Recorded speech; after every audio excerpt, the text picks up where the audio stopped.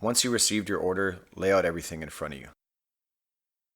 You should have your side racks, hardware kit, 5 and 6 mm Allens, and a 13 mm wrench. You'll begin by removing the seat mounting bolts. Be sure to hold on to the small metal collar as you will need it for the installation of your side racks. After both seat mounting bolts have been removed, you can go ahead and lift up and remove the seat. Just in front of the seat mounting bolts, there is a small clip that attaches the two plastics together. Firmly but gently pop the plastics apart. Now find and remove the lower bolt that secures the plastic located next to the foot peg. At the top and towards the middle of the bike, there is a small plastic push pin that secures the plastics together. With a pair of needle nose or something comparable, press the pin to release the plastics from each other. Next, remove the bolt that's located next to the plastic pin you just released.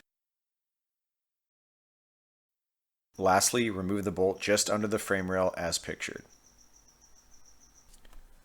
With the bolts removed, you'll now be able to access the battery and will need to remove the bracket bolt. Once the bolt is removed, you remove the bracket by lifting up and out as pictured. Now locate the underside of the foot peg. Pull out the cotter pin and remove the washer. Using an Allen key or something similar, press the bolt up and out from the foot peg. The trick here is to tilt the bolt and gently pry the battery box out of the way so you can remove it. Once the foot peg bolt is out, you can reinstall the battery bracket.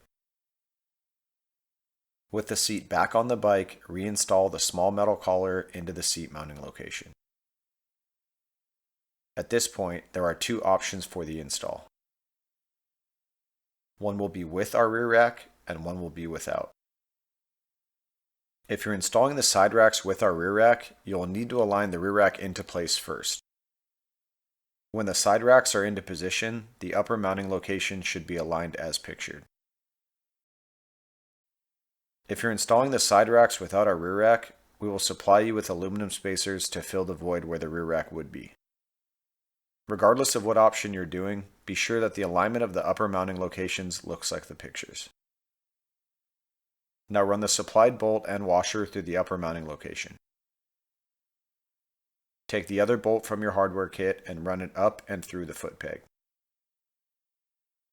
Now carefully slide the washer and nut onto the threads and hand tighten.